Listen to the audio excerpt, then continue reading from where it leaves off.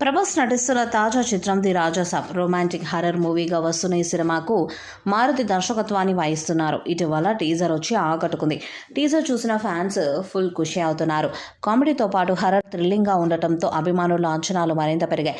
ఈ చిత్రంలో ప్రభాస్ సరసన ముగ్గురు హీరోయిన్స్ కనిపించనున్నారు. వీళ్లతో రొమాన్స్ అయిన పాటలు సూపర్గా ఉంటాయని సమాచారం. ఈ చిత్రానికి తమన్ సంగీతాన్ని అందిస్తున్నారు. ఇప్పటికే పాటలను కాంపోజ్ చేశారట. త్వరలోనే మొదటి పాటను విడుదల చేసేందుకు సన్నాహాలు చేస్తున్నారు. ఈ చిత్రంలో నిధి అగర్వాల్, మాలవిక మోహనన్, రిధి కుమార్లతో పాటు ఒక పాట కూడా ఉంటుందంట. ఈ ముగ్గురు భామలతో ప్రభాస్ మాస్ డాన్స్తో రెచ్చిపోయినట్టు తెలుస్తుంది. త్వరలోనే ఈ సినిమా నుంచి మొదటి పాట విడుదల చేయడానికి ప్లాన్ చేస్తున్నారు. ప్రభాస్ మారుతి కాంబోలో వస్తున్న ది రాజాసాబ్ ఈ ఏడాది డిసెంబర్ 5న థియేటర్స్లో సందడి చేయనుంది.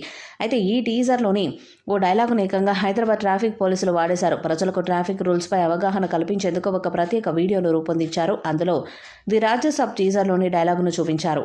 హలో హలో బండి కొంచెం మెల్లగా అంటూ ప్రభాస్ చెప్పే డైలాగ్తో ట్రాఫిక్ రూల్స్ అవగాహన కోసం కల్పించే ప్రయత్నం చేశారు. అంతేకాకుండా ప్రభాస్ మిర్చి సినిమాలో విజువల్స్ను కూడా ట్రాఫిక్ పోలీసులు వినియోగించారు.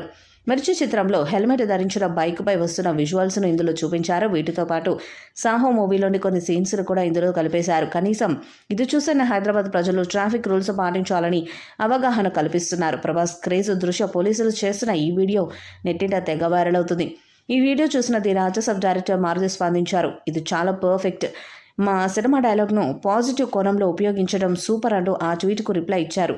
నిధి Agarwal Prabhas horror comedy the రాజాసాబ్లో కనిపించనుంది.